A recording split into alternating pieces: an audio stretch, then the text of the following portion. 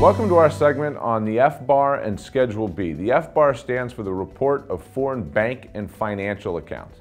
Essentially, this is a report of foreign financial accounts that you have if their value exceeds a certain threshold, that threshold being $10,000. So, you must report signature authority over or a financial interest in a foreign financial account. So let's analyze this sentence a little bit. What is a foreign financial account? A foreign financial account is basically a bank account, a brokerage account.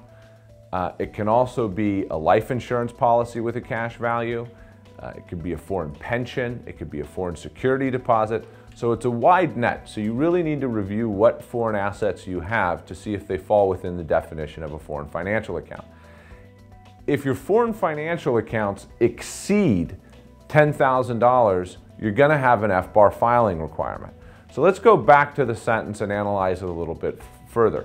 You have to have signature authority over or a financial interest in a foreign financial account. Now, we've already talked about what a foreign financial account is. Let's talk about what signature authority is. It's pretty easy, right? You sign on a foreign financial account, you got to report it on your FBAR. You have to report it even if the account's not yours, even if it doesn't contain your money.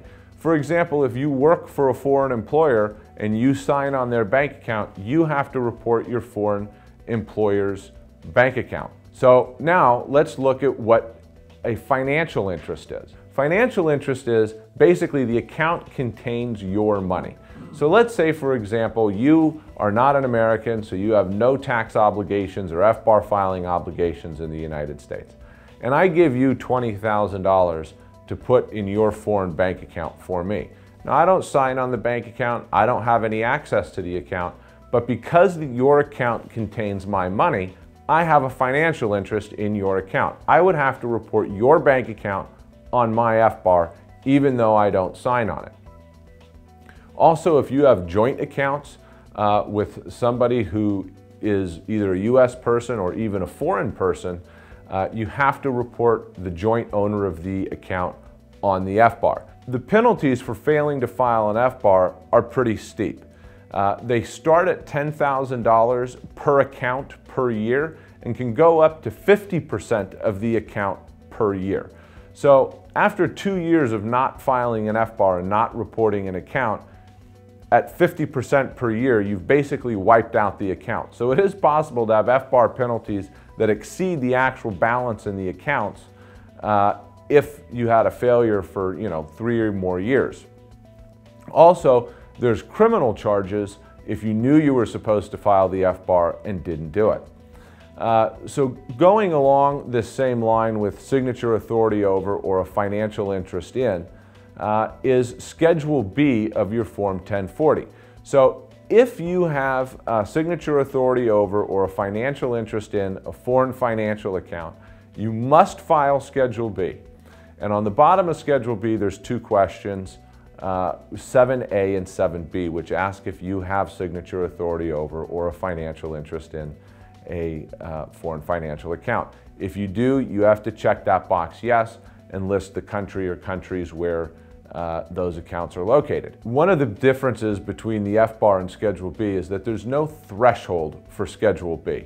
So if you had signature authority over or financial interest in a foreign financial account that even had $1 in it, you would have to check yes to question 7A on Schedule B and write the country in question 7B.